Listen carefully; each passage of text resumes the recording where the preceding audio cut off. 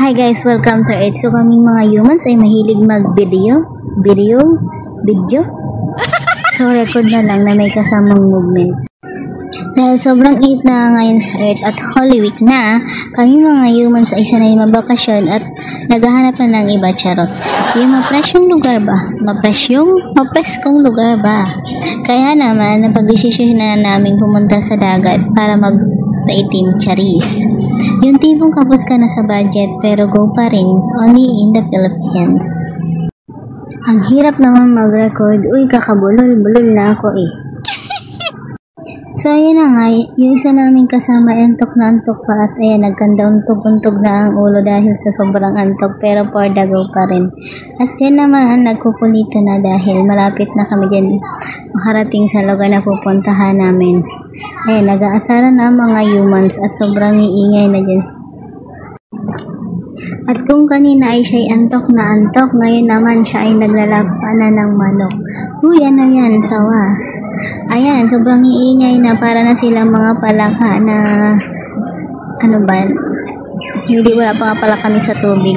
Basta ayan, sobrang iingay na nila dyan.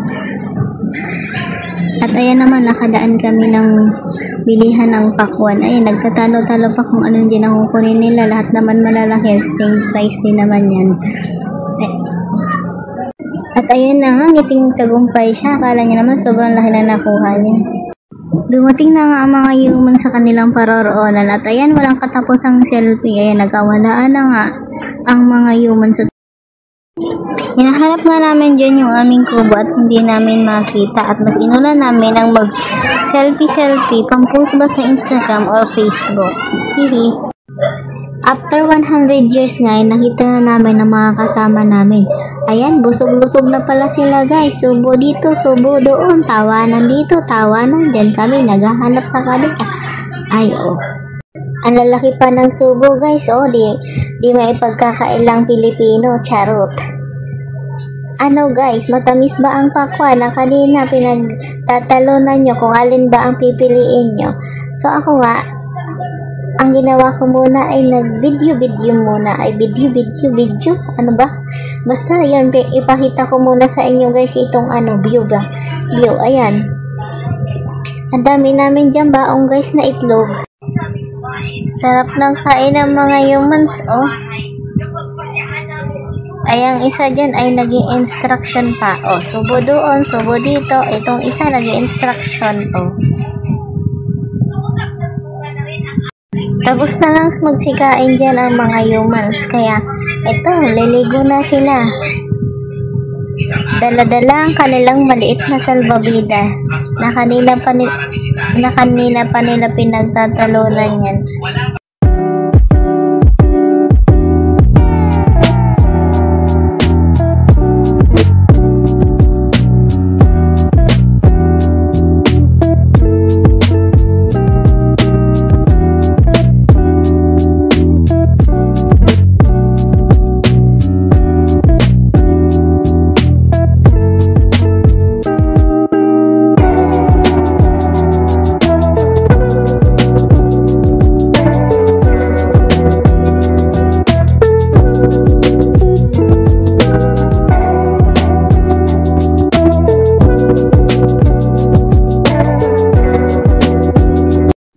Sa punto nga yan ay napagod na ang mga human sa kakapaligo sa dagat.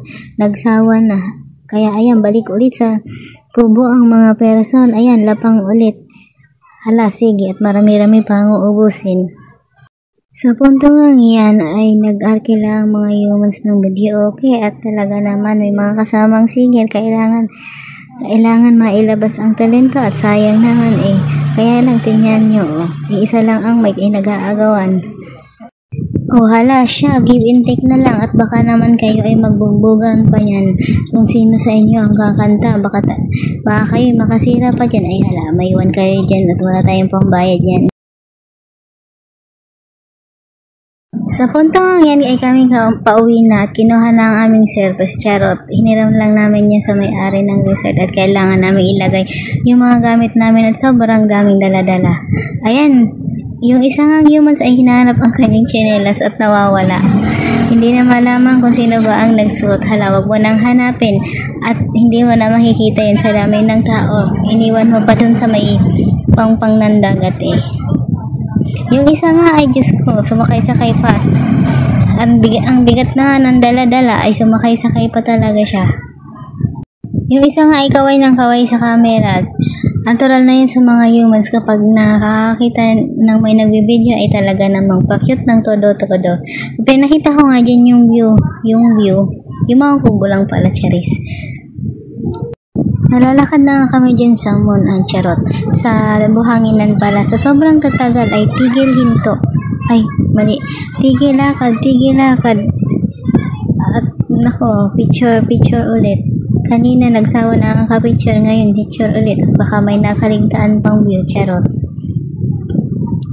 Sa puntang niya, napapakanta na lang ako ng wag muna tayong amawin. Dito muna. Uy, tama balik ritmo. Ayan. Goodbye sariwang hangin, back to reality na naman tayo. Malalanghap na naman natin ang pollution sa Maynila. Abot hanggang Baguio. Oh, yan na ba? Joke lang po. Pero ayan yung dinaanan namin, charis.